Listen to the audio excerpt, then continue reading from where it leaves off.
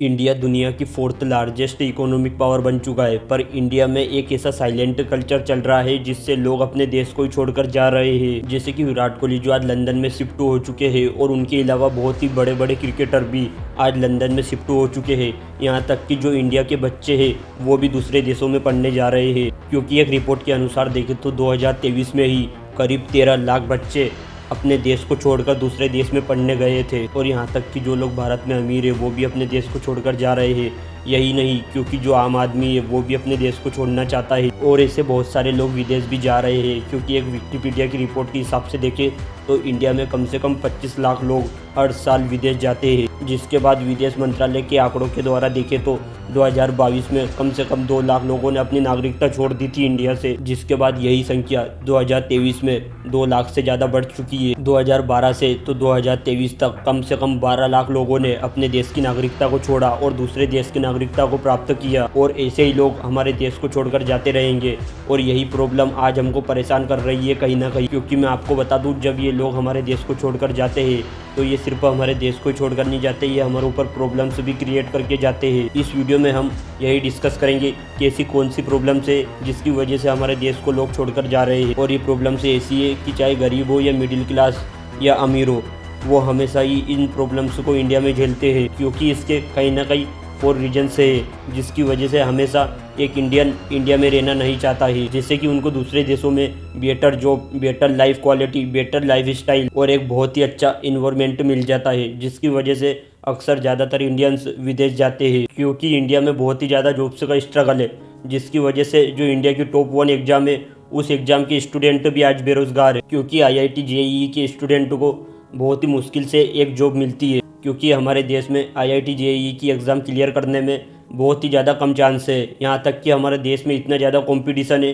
कि बहुत बार तो बच्चे डिप्रेशन में चले जाते हैं। वो इसलिए क्योंकि हर साल IIT JEE के लिए कम से कम 10 लाख बच्चे फॉर्म भरते हैं, जिसमें अगर जो हम 2024 की रिपोर्ट को देखें तो उस रिपोर्ट में साफ साफ लिखा हुआ है कि 2024 में कम से कम 11 लाख बच्चों ने IIT JEE का फॉर्म भरा था। अब जो ये IIT JEE की एग्ज़ाम है इसमें सक्सेस रेट कितना है वो तो आप पूछो ही मत, क्योंकि हम PW की एक रिपोर्ट के हिसाब से देखें तो इसमें सिर्फ 1% ही आपकी सक्सेस होने का रेट है। मतलब कि अगर जो साफ शब्दों में कहूँ तो 10 लाख बच्चों में से मात्र 1000 बच्चे ही इस एग्ज़ाम को क्लियर कर पाते हैं, जिसके बाद आपको एक जॉब मिल पाती है। और अगर जो कोई बच्चा इस IIT JEE एग्ज़ाम को क्लियर भी कर दे तो उस बच्चे की पहली पसंद क्या होती है? क्योंकि IIT JEE के टॉपर्स ज़्यादातर कोई गूगल में काम कर रहा है तो कोई माइक्रोसॉफ्ट में काम कर रहा है, कोई भी अपने देश में रहना नहीं चाहता, क्योंकि उनको वहाँ बहुत ही ज़्यादा सैलरी पे मिलती है, जिसमें उनको वहाँ मिलता क्या है फ़ॉरेन जाने में?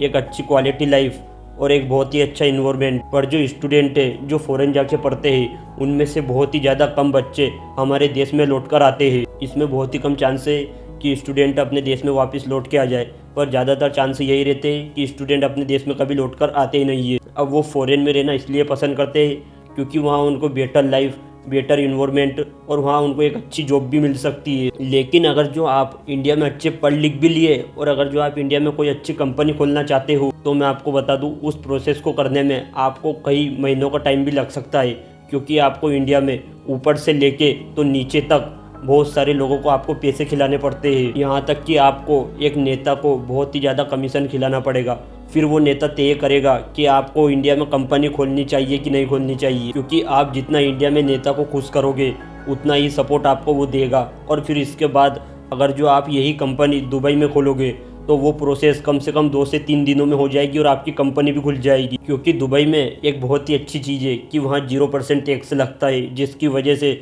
बहुत सारे लोग दुबई में जाकर बस रहे हैं और वहीं पर अपनी कंपनियां खोल रहे हैं। क्योंकि वहाँ किसी भी नेता की जासूसी नहीं करनी, किसी भी नेता के हाथ पैर नहीं जोड़ने, क्योंकि जो आप वहाँ कमा रहे हो वो सिर्फ आपका ही रहेगा। जबकि अगर जो आप इंडिया में रह के एक जॉब करना चाहते हो और अगर जो आपको जॉब मिल भी गई तो आपसे इतना काम करवाया जाएगा कि आपका मन होगा कि मैं इस जॉब को छोड़ दूँ, पर आप उस जॉब को छोड़ भी नहीं सकते, क्योंकि आपके पास कुछ रास्ता ही नहीं है इसके अलावा। क्योंकि आपको संडे की छुट्टी तो दी जाती है, पर अगर जो ऑफिस में बहुत ही ज़्यादा काम है तो वो संडे की छुट्टी आपकी वर्क में कन्वर्ट करवा ली जाती है। क्योंकि हमारे देश में प्राइवेट जॉब में ऐसा ही काम होता है, और अगर जो आपने बॉस को मना भी कर दिया तो बॉस आपको एक भी बार नहीं सोचेगा निकालने में। अब ऐसी हालत सरकारी जॉब से की है, बस उसमें टाइम की लिमिट होती है, इसलिए एक सरकारी ऑफिसर पर प्राइवेट जॉब के मुताबिक कम प्रेशर होता है।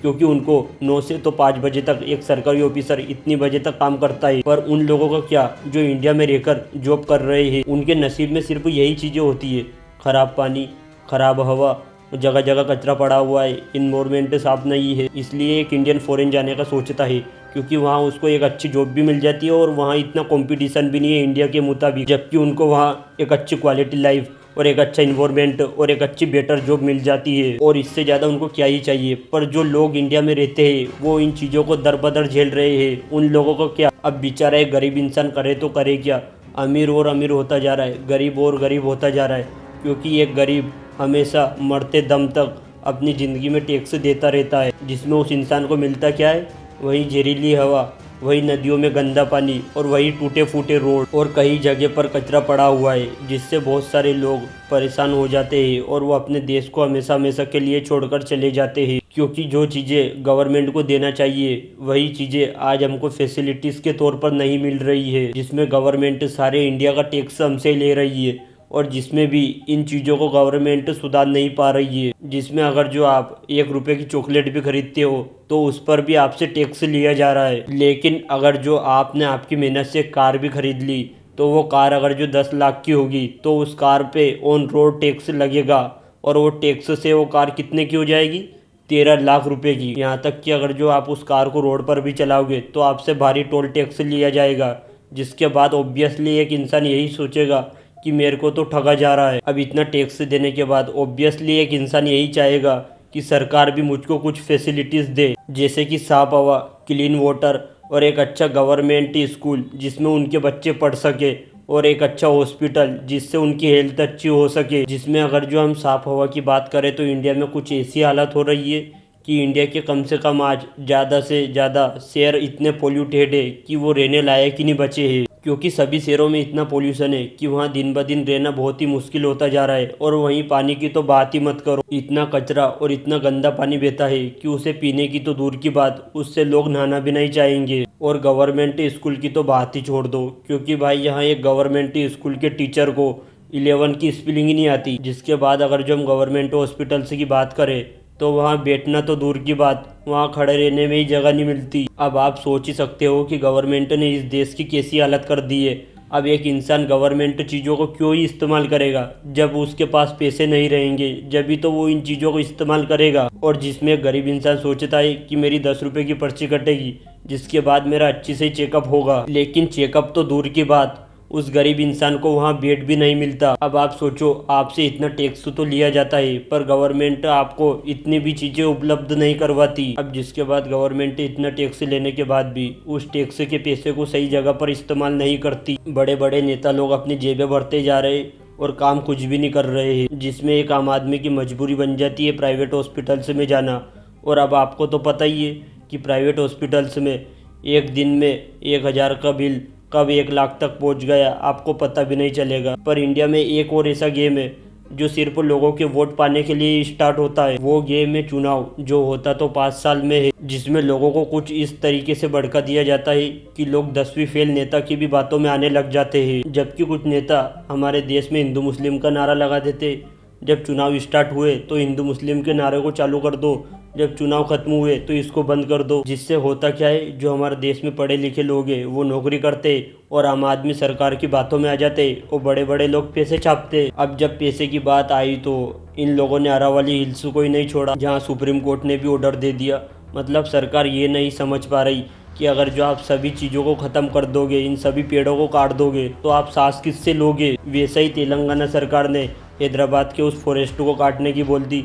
वो तो लोगों का धन्यवाद हो कि लोगों ने बहुत ही ज़्यादा प्रोटेस्ट किया, जिसकी वजह से इस बिल को वापस लिया गया। यहाँ तक कि अगर जो आपका अभी भी हमारे देश की पुलिस से सामना नहीं हुआ तो आप अभी भी लकी हो, क्योंकि आज हमारे देश में पुलिस को देखकर लोग, सेफ्टी तो कम, लोग पहले ये सोचते हैं कि साला हमारा 25 से 30 हज़ार का चालान नहीं काट दे। जिससे आज पुलिस वाले बहुत ही ज़्यादा ये काम करते हैं, क्योंकि लोगों को तो लूटने में मज़ा आता है। और जिसके बाद इन्हीं सब चीज़ों की वजह से एक आम आदमी थक जाता है और इन सब चीज़ों को छोड़कर वो दूसरे देश में चला जाता है। लेकिन हमारे देश से आज दूसरे देशों की कहानी बिल्कुल कुछ अलग है, जहाँ आपको वहाँ क्लीन इन्वायरमेंट और फ्री एजुकेशन, हेल्थ फैसिलिटीज़, आपको वहाँ ऐसी बहुत सारी चीज़ें देखने को मिल जाएगी।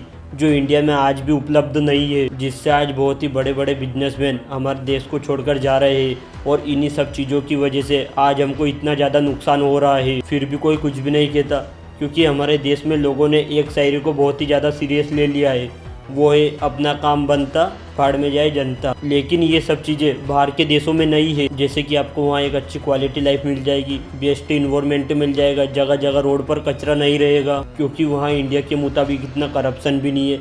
जिसके बाद वहाँ आपको इतना कंपटीशन भी नहीं मिलेगा जॉब में देखने को, जिसकी वजह से आज बहुत सारे लोग, यहाँ तक कि आज हमारे इंडिया के स्टूडेंट भी हमारे देश को छोड़कर जा रहे हैं। यही कुछ चीज़ें हैं जिसकी वजह से लोग अपने देश और अपने देशवासियों के लोगों को छोड़कर हमेशा हमेशा के लिए फॉरेन शिफ्ट हो जाते हैं। लेकिन हम इन सब चीज़ों को अभी भी रोक सकते हैं, बस हमको इंडिया में इन चीज़ों को अप्लाई करना पड़ेगा। जैसे कि हमको इंडिया में करप्शन तो बंद करना ही है, साथ ही हमको गवर्नमेंट हॉस्पिटल्स और गवर्नमेंट स्कूल्स भी अच्छे बनाने पड़ेंगे। अब आप सोच रहे होंगे कि ये सब जिम्मेदारी तो सरकार की है, पर कुछ रिस्पॉन्सिबिलिटीज़ हमारी भी है, जैसे कि रोड पर कचरा नहीं फेंकना, हमेशा सिविक सेंस में अच्छी तरीके से रहना। अब जो मैंने आपको चीज़ें बताई है, इन सभी चीज़ों से हम एक बहुत बड़ा इम्पैक्ट क्रिएट कर सकते हैं, क्योंकि ज़्यादातर लोग इन्हीं सब चीज़ों की वजह से इंडिया को छोड़कर जाते हैं। अब जो ये सब चीज़ें हैं, इन सब चीज़ों को हमको सुधारना पड़ेगा, जब जाकर एक पॉजिटिव इम्पैक्ट होगा, जिससे हो सके इंडिया को छोड़कर और किसी देश में लोग रहने नहीं जाए।